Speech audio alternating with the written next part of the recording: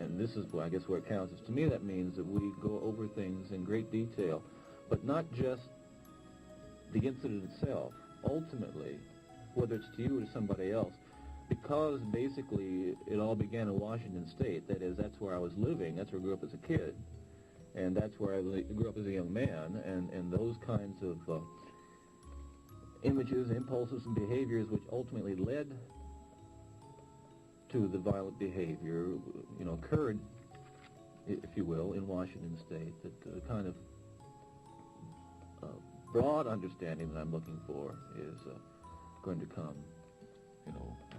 during those years I lived in Washington State. Unfortunately, I guess from your standpoint, it was basically Washington State where those first crimes, incidences, murders that took place. Well, let's just do one here. I mean, let's start. Obviously, we got to start somewhere. And I think we might, it's a long shot, it's a pretty long shot, that you might be able to get something out of it. At least some of that so-called tangible evidence that might be of some value not only to you but to others. And maybe a bit of information, even if you don't find anything else, that might be of some value to families. Okay. So we'll do, I understand that at the Issaquah site, which I could describe to you, would describe to you if you want, there were three, remains of 3 individuals found, 2 identified and 1 not, because of the so few, the kinds of remains that were found were so few and unidentifiable. Okay. What do you want? Where the description of the site first? How do you get there? I mean, you just don't make this up, right? Maybe half a mile, quarter mile down this little side road. If you kept on flying all the way down. Oh well, Lord knows what the little creatures up there did, what the animals would have done. But I think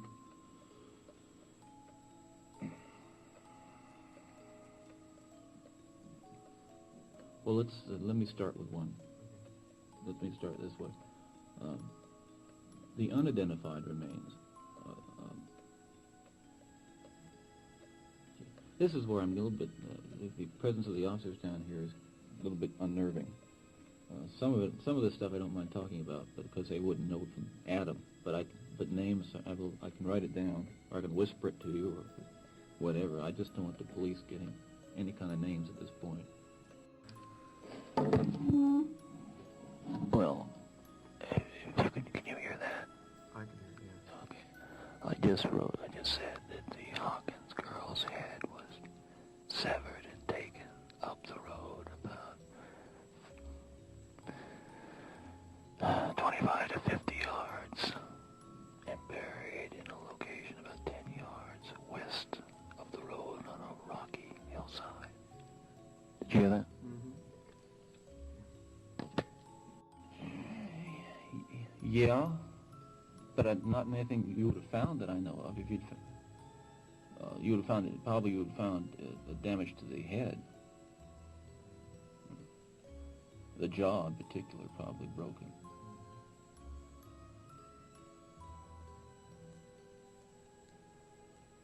But if you'd found that, you would have known who it was.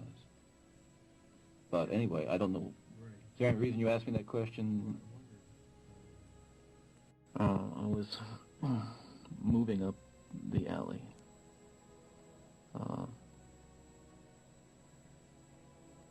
Using a briefcase and some crutches. And a young woman walked down. I saw her round the north end of the block into the alley and stop for a moment and then keep on walking down the alley toward me. And about halfway down the block, I encountered her and asked her to help me carry the briefcase, which she did, and we walked back up the alley. Across the street, turned right on the sidewalk in front of, I think, a fraternity house on the corner there. rounded the corner to the left, going north on 47th. Well, midway in the block, there used to be one of those parking lots they used to make out of burned down houses in that area. Let's see, we were to the car.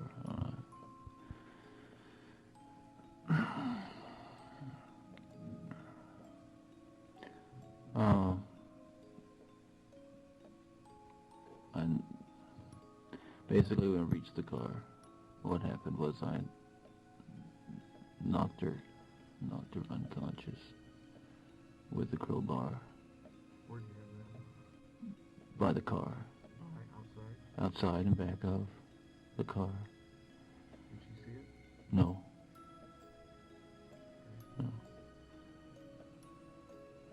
And then there were some handcuffs there, along with the crowbar.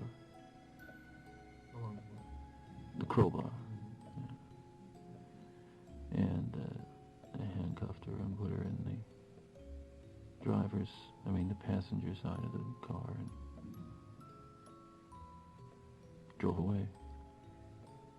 Was she alive or dead? Oh no, she was quite she was unconscious, but she was very much alive. One of the things that makes it a little bit, well, among the things that makes it difficult is that at this point she was quite lucid, talking about things, about some. It's funny. It's funny, but it's odd the kinds of things people say under those circumstances. And she said that she thought that she had a Spanish test the next day, and she thought that I had taken her to help tutor me for a Spanish test. It's kind of odd. It's an odd thing to say. The long and short of it, I mean, I'm going to maybe try to make this get there by degrees. The long and short of it was that I again knocked her unconscious and strangled her and drug her into about 10 yards into the small grove of trees that was there. What are you trying with? Cord. Cord? An old piece of rope. Was something you brought there with you? Yeah. Something that was in the car. Okay.